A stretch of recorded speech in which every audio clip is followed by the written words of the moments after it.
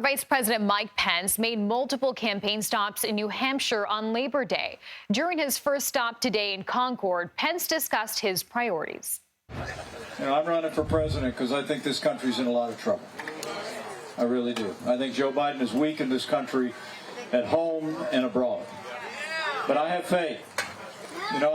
Sometimes over the years people have asked me, where are you coming from? And I always tell them the same thing. I'm a Christian, a conservative, and a Republican in that order.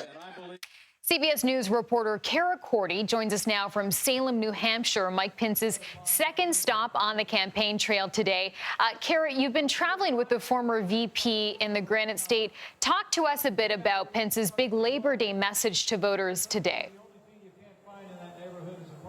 Yeah, Chanel, Pence is addressing voters right now here in Salem, New Hampshire. I was with him earlier in Concord at a small event, a small barbecue smokehouse contest at a Baptist church here in New Hampshire. Pence spent most of his time shaking hands with voters and talking about his faith to this church crowd. He didn't really speak much about policy or politics at all. He spoke about his journey as a Christian. I met with the pastor of that church before Pence got there, and he said that he's invited all of the Republican candidates to his church to speak to his patrons, and Pence is the only one to take up that invitation so far. And I think that says something about Mike Pence, about how his faith is so constant in his messaging. No matter where he is in the country, Mike Pence is trying to pose himself as a candidate who is more connected to their Christian faith than anyone else in the contest.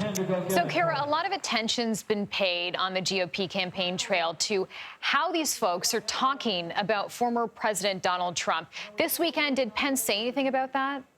Hardworking Americans who created the most. Pence usually doesn't bring up Trump. What he does talk about is the Trump-Pence administration, and he talks about how proud he is of their administration record. Now, what was interesting in this last stop, Chanel, when Pence was going around shaking hands, one gentleman came up to him, came face-to-face with Pence, and said to him, how could you sit there, I'm going to paraphrase a little bit, how could you sit there and listen to Trump spew his nonsense? He used a bit of a more colorful word for nonsense, but he said, how could you let Trump spew his nonsense every day?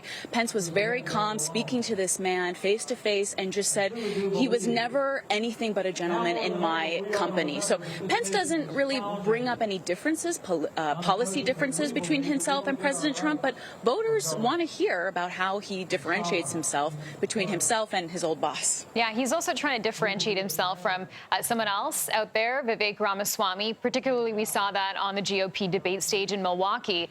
Talk about the strategy there. Is this working to help Pence's campaign, or is it just sort of elevating Ramaswamy's profile?